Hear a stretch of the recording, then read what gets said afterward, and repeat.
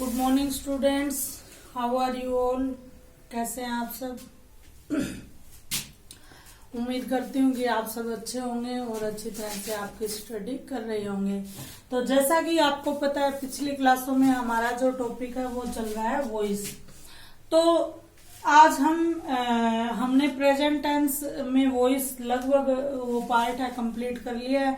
और जैसा कि आपको बताया गया है कि प्रेजेंट इंडेफिनेट, प्रेजेंट कंटिन्यूअस और प्रेजेंट परफेक्ट टेंस में ही केवल पैसिव वॉइस बनता है। प्रेजेंट परफेक्ट कंटिन्यूअस टेंस में वॉइस नहीं बनता।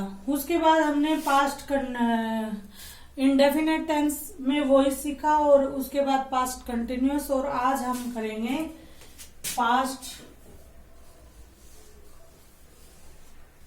परफेक्ट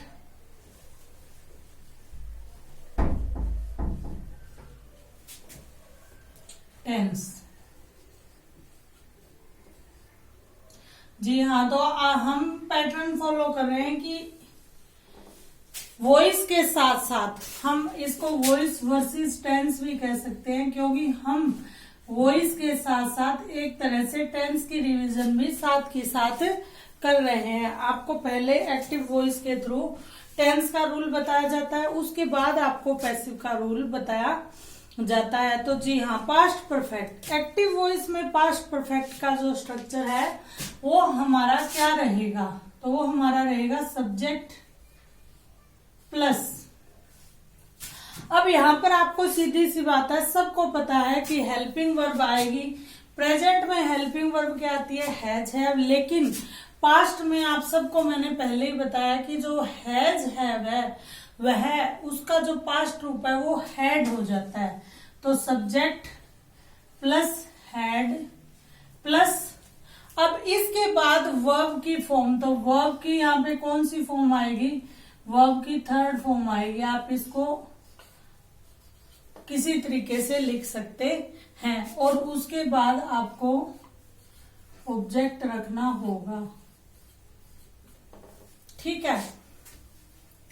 तो आप ये देखिए, ये जो स्ट्रक्चर है, ये स्ट्रक्चर हमारा बनता है टेंस में, subject plus head plus verb की थर्ड फॉर्म प्लस ऑब्जेक्ट। लेकिन इसी का ये हो गया हमारा एक्टिव वॉइस। एक सेंटेंस बना के देख लेते हैं, कोई भी सेंटेंस आप उठा लो। जैसे हम सेंटेंस लेते हैं कि उसने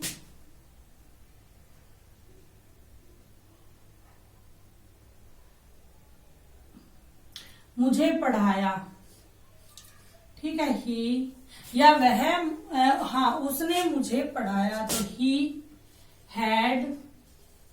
वर्ब की third form taught, he had taught, किसको पढ़ाया, मुझे, मी। या वह खाना बना चुका था, वह खाना बना चुकी थी, she had cooked the food, ठीक है। और हम कोई सेंटेंस देख लेते हैं। अब इसमें ये तो आपने देख लिए सिंगुलर के, हम प्लूरल के भी देख लेते हैं, आई वाला सेंटेंस भी देख लेते हैं। मैं मेरा काम कर चुकी थी, ठीक है। मैं मेरा काम कर चुकी थी, I had done my work, ठीक है। तो आपने देखा कि इसमें हैड है, उसमें कोई चेंज नहीं है। क्यों नहीं है, क्योंकि पास्ट जब टेंस आता है तो उसमें एक ही हेल्पिंग वर्ब का प्रयोग होता है, वो होती है हैड। परफेक्ट में ये बात सिर्फ परफेक्ट टेंस की हो रही है। कंटिन्यूअस में दो हेल्पिंग वर्ब लगती है, वाज और वर।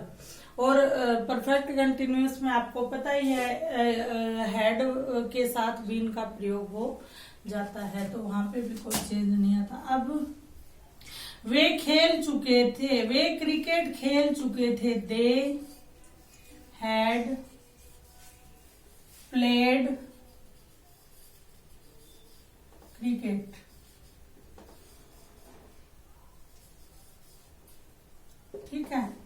या वे मूवी देख चुके थे। They had finished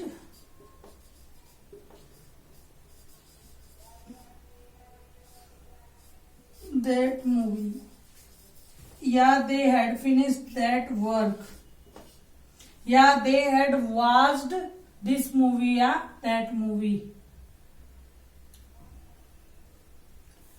finished the work कर लो। चलो, तो आपको अच्छी तरह समझ में आ गया होगा कि पास्ट परफेक्ट टेंस में जो वाक्य की फॉर्मेशन होती है, जो सेंटेंस होता है उसकी फॉर्मेशन होती है, उसका जो स्ट्रक्चर होता है वो किस प्रकार से बनता है। इसका स्ट्रक्चर हमने अच्छी तरह हमारे माइंड में सेट करना है। जब हम इसका स्ट्रक्चर अच्छी तरह कर लेंगे उसके बाद ही हमारे दिमाग में पैसिव वॉइस आएगा, क्योंकि ये स्टेप बाय स्टेप चलने वाली प्रक्रिया प्रोसेस है। जी हाँ, तो अब देखिए हमने एक्टिव वॉइस का स्ट्रक्चर देख लिया। अब हम देखते हैं पास्ट परफेक्ट टेंस में पैसिव वॉइस हमें क्या स्ट्रक्चर देता है। जी हाँ, तो आप ये देखिए, सबसे पहले वॉइस का फर्स्ट रूल तो क्या है, चाहे आप कोई भी टेंस किसी भी तरह का वाक्य ले रहे हो, कुछ भी, उसमें सबसे पहले ऑब्जेक्ट आएगा सब्जेक्ट की जगह। इसको आप अपना न्यू सब्जेक्ट भी बोल सकते हो, लेकिन उसमें कंफ्यूजन ना हो इसलिए मैं इसको एज इट इज रख रही हूं। ठीक है, ऑब्जेक्ट प्लस। अब यहाँ पे प्लस जो ये खुद की हेल्पिंग वर्ब है वो तो लेगा, लेकिन उसके साथ ही वो क्या ले लेगा, एक और वर्ब ले लेगा जो बीन की होगी। और मैंने आपको बताया था कि कंटिन्यूअस में बीन की आईएनजी फॉर्म लेगा बीइंग, और परफेक्ट में पास्ट फॉर्म ले लेगा बी की बीन। थर्ड वर्ब की थर्ड फॉर्म भी बीन होती है, बी की। ठीक है, बीन प्लस मेन वर्ब की थर्ड फॉर्म। अब आप इसमें कंफ्यूज मत हो ना, मैम यहाँ भी वर्ब बोल रहे हैं, यहाँ भी verb. This is main verb, मैं यहाँ आपको क्लियर कर देती हूँ। और ये है हेल्पिंग वर्ब, समझ गया आप? ये हेल्पिंग वर्ब है और वो क्या है, मेन वर्ब है। प्लस बाय एजेंट और प्लस आपका सब्जेक्ट। कौन सा सब्जेक्ट, जो सब्जेक्ट आपका यहां रखा हुआ है। तो एक वाक्य देखते हैं कि वह एक कुत्ता मार चुका था, या उसने एक, हाँ वह एक कुत्ता मार चुका था। तो पहले तो इसका बनाते हैं ही हैड। अब आप देखिए कितनी आसानी से आप स्ट्रक्चर के अकॉर्डिंग वाक्य बनाते जा रहे हैं, कोई दिक्कत ही नहीं आ रही। He had killed a dog. वैसे ये कोई अच्छी बात नहीं है, हमें एनिमल्स का भी उतना ही ध्यान रखना चाहिए जितना हम हमारे और चीजों का रखते हैं, और खासकर एनवायरनमेंट का रखते हैं, क्योंकि आपको सबको पता है ये एक पूरी प्रोसेस है।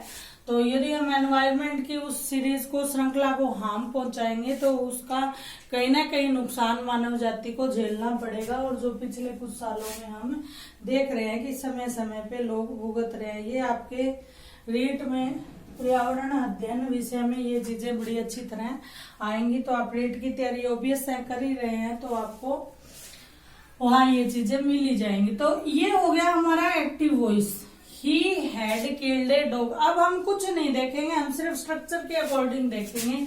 पैसिव वॉइस, इसका क्या बनेगा, ये कहता है जी ये ऑब्जेक्ट है, ये सब्जेक्ट है, ये हेल्पिंग वर्ब है, ये मेन वर्ब है। ठीक है, ये हेल्पिंग वर्ब, ये मेन वर्ब, ये ऑब्जेक्ट, ये सब्जेक्ट। तो आप ऑब्जेक्ट को सबसे पहले लाइए और ऑब्जेक्ट को कंप्लीट लाना है। जो ऑब्जेक्ट के साथ आर्टिकल जुड़ा है या प्रीपोजिशन जुड़ी है, जो भी उसके साथ जुड़ा है उसको पूरे को लाना है। ए डॉग, तो ये हो गया हमारा नया सब्जेक्ट, और वैसे ये ऑब्जेक्ट है। ठीक है, उसके बाद हमें फॉर्मूला क्या कहता है कि आप हेड लाइए, हमने लगा दिया। उसके बाद कहता है जी आप बी की फॉर्म लगाइए, थर्ड हमने लगा दी। उसके बाद कहता है मेन वर्ब। मेन वर्ब क्या, हमारी किल्ड। ठीक है, इसमें हमें एक दिक्कत नहीं आती क्योंकि इसमें एक सेम चीज होती है पास्ट परफेक्ट टेंस में। और एक बढ़िया चीज ये होती है कि वहां एक्टिव वॉइस में भी वर्ब की थर्ड फॉर्म आती है, ये देखिए आप। और पैसिव वॉइस में भी वर्ब की थर्ड फॉर्म आती है। तो आपको ये सहूलियत फ्री की मिल जाती है। आपको वहां पे वर्ब याद ना हो तो भी आपका काम चल जाएगा। जो एक्टिव वॉइस ने वर्ब दे रखी है, आप एज इट इज उस वर्ब का प्रयोग करिए। जैसे यहाँ पे किल्ड, किल्ड सेम आ रहा है। A dog had been killed by agent, किसके द्वारा, ही प्रोनाउन किस में चेंज होगा, हिम। ठीक है, मुझे लग रहा है आपको समझ में आ रहा होगा। अगर फिर भी कोई प्रॉब्लम है तो आप बिल्कुल भी मत पूछिए, क्योंकि पूछने के लिए आप पढ़ ही नहीं रहे हैं, है ना। कोई क्वेरी आपकी तरफ से नहीं आ रही है, इसका मतलब या तो आपको सब कुछ समझ में आ रहा है या फिर आपको कुछ भी समझ में नहीं आ रहा। हाँ जी, दूसरा जो वाक्य है हम देखते हैं कि उन्होंने अपना प्रोजेक्ट है कंप्लीट कर लिया था। या फिर हम सिंपल सेंटेंस ले लेते हैं, अपना ही सेंटेंस लेते हैं कि वह खाना बना चुकी थी। ही, सी,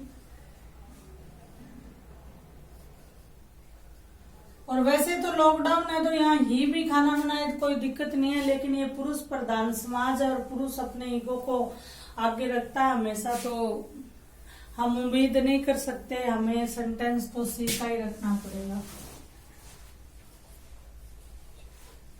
सी हैड मेड। अब मेरे को एक्सप्लेन करने की तो जरूरत नहीं है, आप शायद समझ रहे होंगे कि मेड क्यों आया। मेक माने बनाना और मेड वर्ब की थर्ड फॉर्म ली हमने।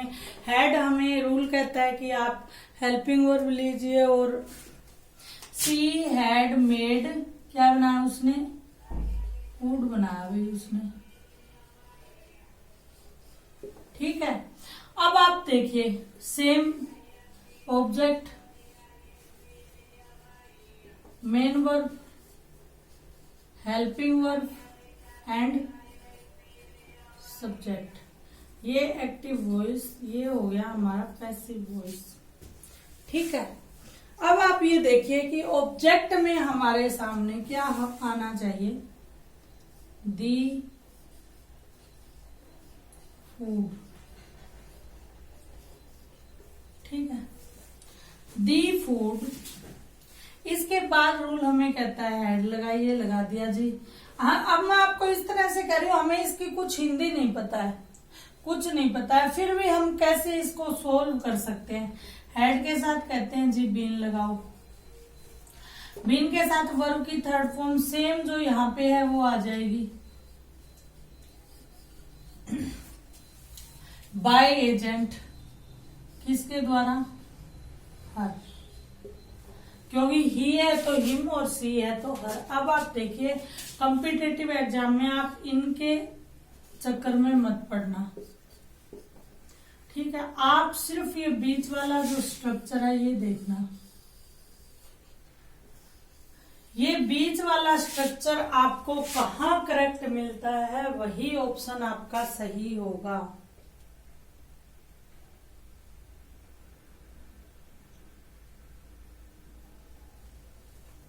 जो इंग्लिश में वीक से वीक बच्चा है वो भी इस आधार पे बड़े अच्छे लेवल पे क्वेश्चन सोल्व कर सकता है। एक दो और हम करके देखते हैं।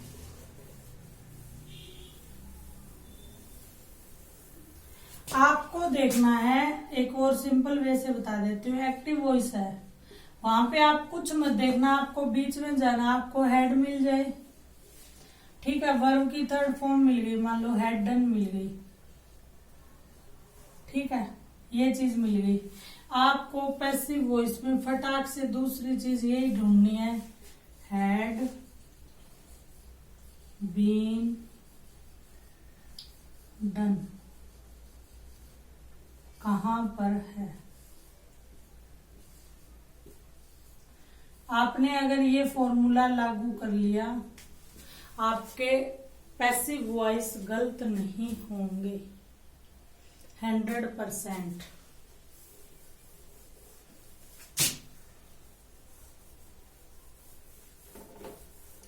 अभी एक दो और एग्जांपल देखते हैं।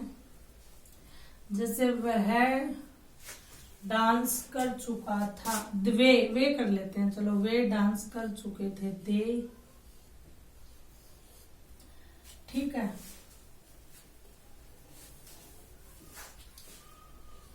वे डांस कर चुके थे, ठीक है। ये है एक्टिव वॉइस, ये इसका इंग्लिश का स्ट्रक्चर। वे मतलब दे।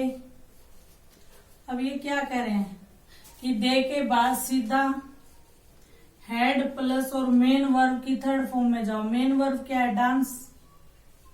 तो डांस की थर्ड फॉर्म क्या होगी? दे हैड डांस्ड, ठीक है। वे डांस कर चुके थे। अब उनके द्वारा डांस किया गया, ठीक है। अब इसका पैसिव वॉइस बनाते हैं, ठीक है।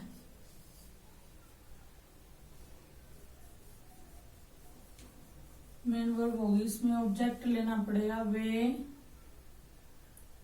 मूवी में डांस कर चुके थे। They had danced in the movie,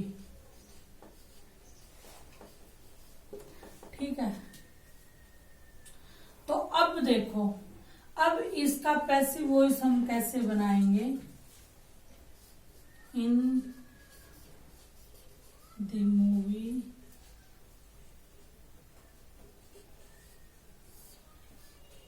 ठीक है, had been danced by them. अब हमें क्या है, ये चीजें नहीं देखनी। एक बार मैं आपको ये एग्जांपल इसलिए दे रही हूँ, एक बार आप सिर्फ बीच के स्ट्रक्चर पर जाइएगा, ये आपका कंफर्म हो गया। इसका मतलब आप सही जा रहे हैं और आपकी 70 से 80% जो प्रॉब्लम है वो पेपर में सोल्व हो जाएगी, ठीक है। तो मैं उम्मीद करती हूँ कि पास्ट परफेक्ट टेंस आपको अच्छे से आ गया होगा। और वॉइस में मैंने आज से सोचा है कि क्लास ओनली 1 वॉइस की लूंगी, ताकि आपको ये ना फील हो कि लंबा हो गया। और जैसे कईयों को क्या होता है, स्पेसिफिक उस पार्ट में प्रॉब्लम होती है, जैसे परफेक्ट में होती है, कंटिन्यूअस में होती है, तो आप अपनी सहूलियत के हिसाब से अलग अलग जाके उसको देख सकते हैं। तो आज के लिए इतना ही, कल फिर मिलते हैं एक और नई क्लास में। Okay bye.